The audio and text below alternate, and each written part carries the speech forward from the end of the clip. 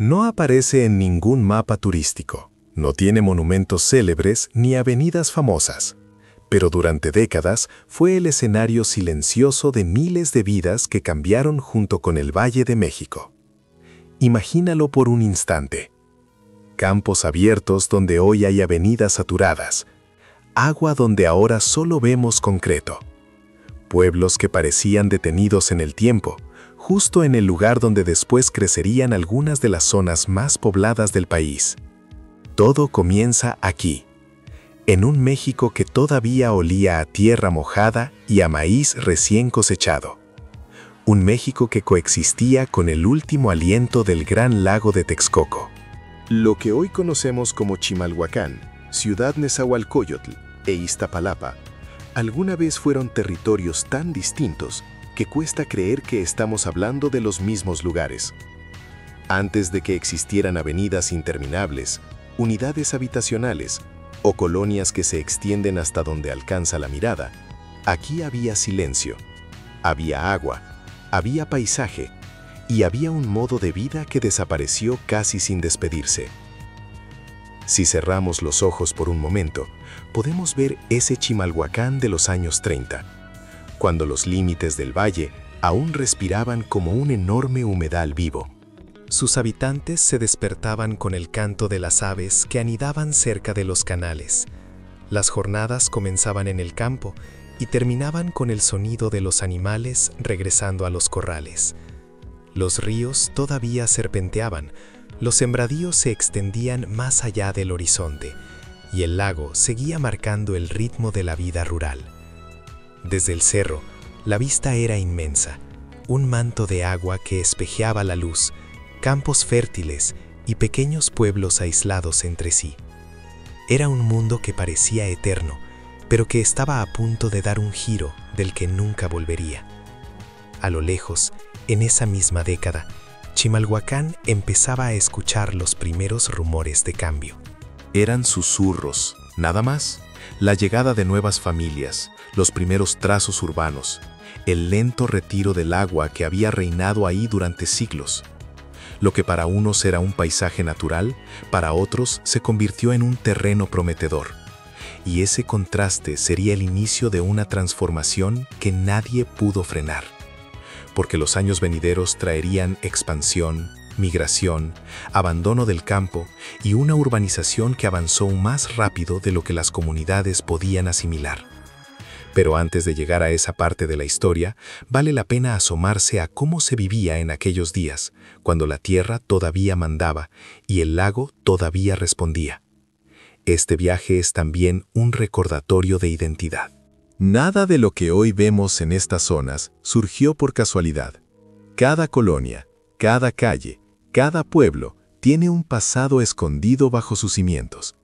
Y si te interesa entender cómo cambiaron estos lugares, cómo pasaron de ser tierras tranquilas a convertirse en epicentros urbanos, quédate con nosotros, suscríbete y acompáñanos en este recorrido donde el pasado sigue dejando huellas bajo nuestros pies. Chimalhuacán, visto desde la distancia en los años 30, era casi irreconocible para cualquiera que lo conozca hoy. Todo lo que ahora es una red interminable de casas, avenidas y comercios, antes era un mosaico de parcelas verdes que respiraban al ritmo del clima. Allí no había prisa, ni tránsito, ni el bullicio que caracteriza al valle moderno. Había tierra fértil, familias que vivían de lo que sembraban y una relación directa con el agua que marcaba su día a día. No existían los límites urbanos que hoy parecieran encajonar a la gente. Los ojos se perdían en horizontes amplios, y en medio de ellos se levantaban pequeñas comunidades donde todos se conocían y compartían la carga del trabajo. Las fotografías antiguas permiten imaginar esa vida con claridad. Hombres arando la tierra desde temprano, mujeres lavando ropa en los bordes del lago, niños que aprendían a nadar en canales que hoy están completamente desaparecidos. Las jornadas se organizaban según el clima, no según el reloj. El viento traía el olor del campo, mezclado con la humedad del agua que todavía dominaba la región. La conexión con el antiguo lago de Texcoco era tan fuerte que prácticamente dictaba la economía local. Cosechas que dependían del nivel del agua, pesca para consumo y venta, animales que pastaban libremente en espacios abiertos que los habitantes del presente apenas pueden imaginar. Desde lo alto del cerro de Chimalhuacán, la vista era aún más sorprendente. El valle se extendía como una gran planicie viva, en la que el lago reflejaba el cielo y marcaba la ubicación de los pueblos cercanos. No había edificios que interrumpieran el paisaje, ni vialidades extensas que cortaran la tierra con líneas rectas. El entorno parecía infinito, y el silencio, ese silencio que hoy resulta imposible, acompañaba cada rincón. La Ciudad de México estaba lejos, contenida, sin desbordarse aún hacia la zona oriente.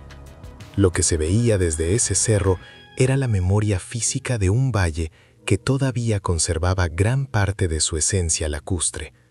Y algo más llama la atención: la manera en que los habitantes aprovechaban la vía acuática para desplazarse y comerciar. Donde hoy circulan miles de automóviles, antes avanzaban pequeñas embarcaciones cargadas de productos que viajaban hacia los mercados del centro de la capital. Era un sistema de vida que dependía directamente del agua, del terreno y del conocimiento heredado de generaciones. Hoy cuesta imaginar que el Valle de México todavía funcionaba así en pleno siglo XX. Pero incluso en esos años de tranquilidad, el futuro ya estaba tocando la puerta. Pequeños asentamientos comenzaron a expandirse. Algunos caminos se convirtieron en rutas de tránsito, y las comunidades notaban que el paisaje cambiaba lentamente. La desecación del lago, aunque todavía no era total, empezó a alterar la relación de la gente con su entorno. Lo que había sido un territorio dominado por el agua empezó a convertirse en tierra disponible para la urbanización, y eso abriría un capítulo completamente nuevo en la historia del valle. Las décadas siguientes traerían consigo transformaciones profundas, pero este momento, este Chimalhuacán de campos, agua y silencio, fue la última fotografía de una región que todavía respiraba naturaleza antes de dar paso a una de las concentraciones urbanas más grandes de toda América Latina. Lo que hoy es una ciudad inmensa, dinámica y densamente poblada, en los años 30 seguía siendo parte del vaso regulador del lago de Texcoco, una vasta superficie de agua que reflejaba el cielo y que formaba parte esencial del paisaje del valle. Cuando el lago comenzó a secarse de manera acelerada, el terreno quedó al descubierto.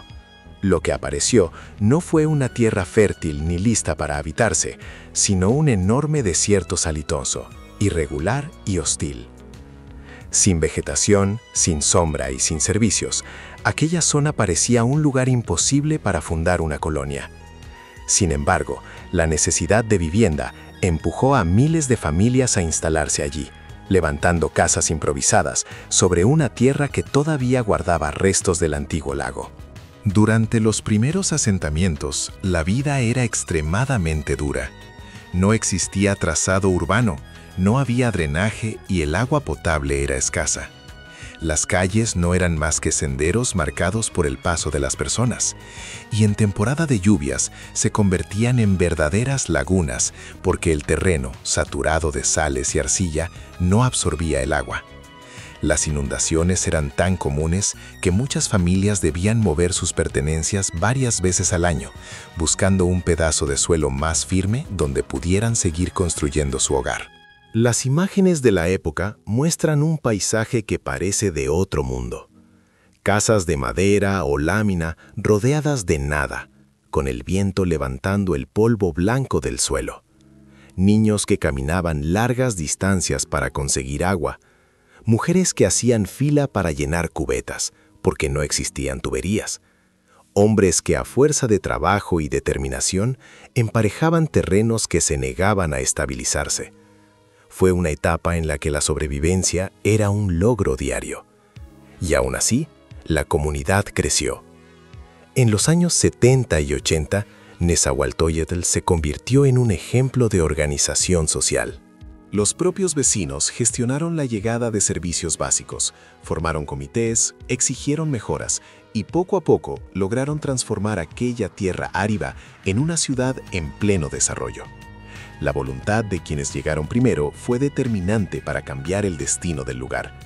Aún sin recursos, muchos construyeron escuelas comunitarias, abrieron calles a palazos y formaron los cimientos de colonias que con el tiempo se convertirían en barrios consolidados.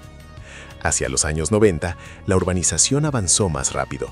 Nuevas avenidas comenzaron a delinear el territorio, se ampliaron las rutas de transporte y se regularizaron colonias completas. Aunque el crecimiento superó la capacidad de infraestructura, el espíritu de quienes habitaron ese lugar nunca desapareció. Nezahualcóyotl dejó de ser un asentamiento provisional y se convirtió en una ciudad vibrante, compleja y profundamente representativa del México urbano contemporáneo. Su historia es la prueba de cómo un territorio que parecía inhabitable se transformó en uno de los puntos más importantes del área metropolitana. De un desierto salitroso nacido del lago de Texcoco surgió una comunidad numerosa, fuerte y resiliente, cuya identidad se forjó con esfuerzo, solidaridad y la convicción de que incluso en los terrenos más difíciles es posible construir un hogar. Ahora viajemos hacia el suroriente del Valle de México, para adentrarnos en la historia de Iztapalapa durante la década de los años 30. Hoy es una de las zonas más pobladas y emblemáticas de la Ciudad de México, pero su identidad se construyó mucho antes de que el paisaje urbano la rodeara por completo. En aquellos años, Iztapalapa conservaba un carácter profundamente rural, con caminos de tierra, casas sencillas y comunidades que vivían a un ritmo más lento, marcado por tradiciones que siguen vivas hasta nuestros días. Entre todas ellas, destaca una de las celebraciones más importantes de su vida comunitaria, la representación de la Pasión de Cristo. Su origen se remonta a un episodio doloroso, cuando una epidemia de cólera puso en riesgo a la población. Como acto de fe y gratitud por haber superado aquella tragedia, surgió la primera representación, que con el tiempo se transformaría en una tradición anual. Lo que empezó como una ceremonia modesta se convirtió en un evento que uniría a generaciones enteras y que hoy identifica a Iztapalapa en todo el país. Las imágenes de archivo muestran un Iztapalapa irreconocible para quienes solo conocen la versión actual. Las calles no estaban pavimentadas, las casas eran de materiales sencillos y las familias se conocían entre sí, formando una comunidad estrecha y solidaria. El recorrido de la representación pasaba por caminos polvorientos, entre laderas y pequeños barrios donde los vecinos se organizaban para mantener viva esta manifestación cultural. Aquellas primeras escenificaciones, sin micrófonos ni escenarios formales, dependían completamente de la participación y el esfuerzo de la comunidad. Todo culminaba, como hoy, en el Cerro de la Estrella, un lugar que ha sido testigo silencioso de la transformación del valle. Desde su cima, en los años 30, el paisaje era completamente distinto. Extensiones abiertas, parcelas, caminos sin tráfico y apenas unas cuantas construcciones que se dispersaban entre los pueblos originarios. Desde ahí se podía ver la amplitud del valle, los contornos de los volcanes y los restos de los cuerpos de agua que aún persistían en algunas zonas.